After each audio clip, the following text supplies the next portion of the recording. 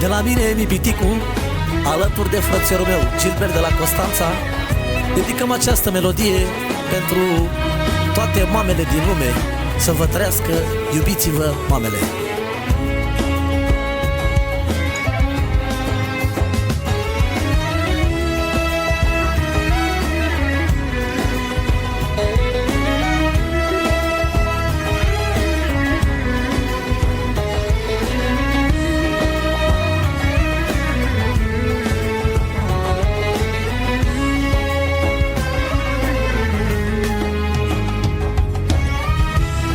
Și cuvântul când spui mamă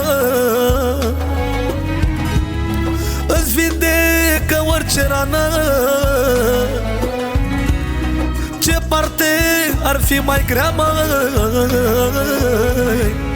Îți spun eu că-i mama ta. Dacă ai pune într-o balanță între mamă și nevastă, ce parte ar fi mai grea? Eu spun că este mama ta. Nu trece nici 2-3 zile, mamă, să nu mă gândesc la tine. Și când te doare inima, te gândești la mama ta. Că o mamă ca la mine nu găsești, Doamne, la nimeni. Când o văd pe mama mea, îmi trece supărarea.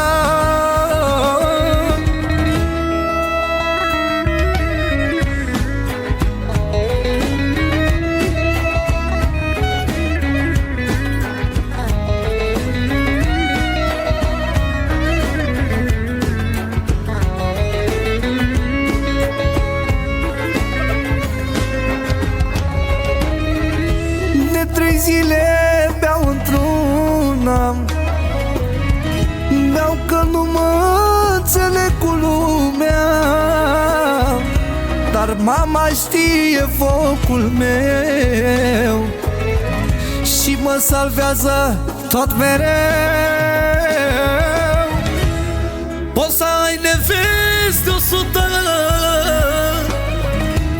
ca mama ta nu te sărută. Că o mamă orice ar fi, dar se gândește la copii. Măiculița, măiculița mea, ți-aș da ție inima, mi-aș da jumate viața mea, s-o ții sănătoasă pe mama mea. Mama mea, puterea mea, ea este inima mea. Ție, Doamne-ți mulțumesc, am pe mama ce-o iubesc.